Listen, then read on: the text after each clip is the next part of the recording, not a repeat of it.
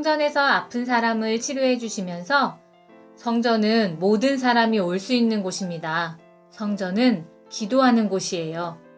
라고 말씀하셨던 예수님의 이야기를 기억하나요?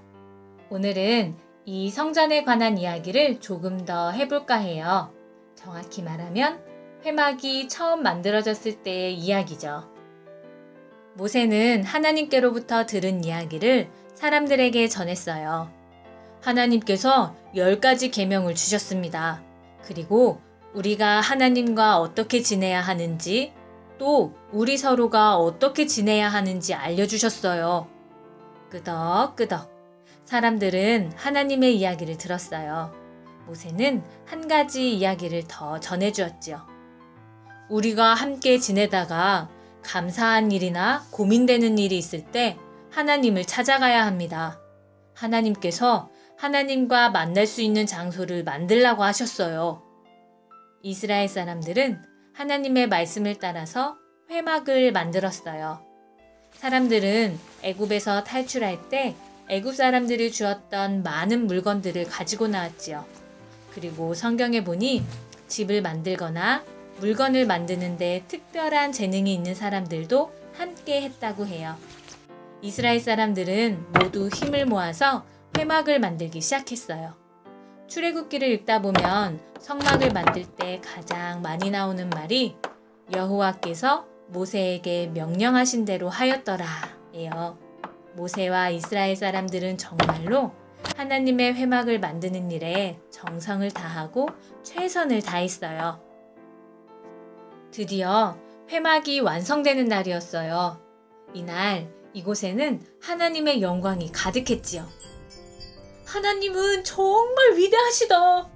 우린 감히 하나님을 만날 수 없을 거야.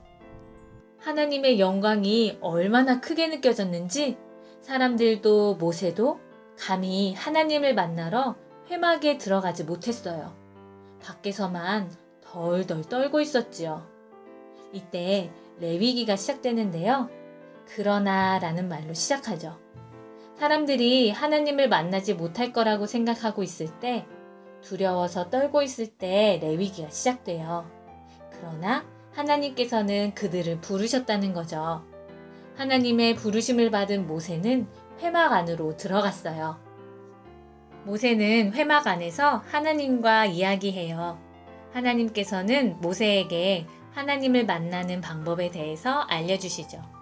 레위기 1장 2절을 읽어보면 너희 중에 누구든지 여호와께 예물을 드리려거든 이라고 적혀 있는데 그 말은 너희 중에 누구든지 하나님을 만나려거든 이라는 뜻이에요. 우리도 많은 잘못을 저지르거나 하나님의 뜻대로 살지 못해서 감히 하나님을 만나러 가지 못할 때가 있어요. 그러나 하나님께서는 우리를 불러주시죠.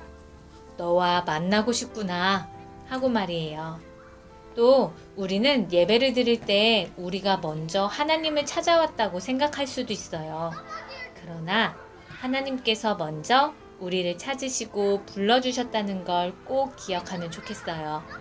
오늘도 우리를 예배드릴 수 있도록 불러주신 하나님께 감사하며 찬양하며 기도하는 우리 모두가 되면 좋겠네요.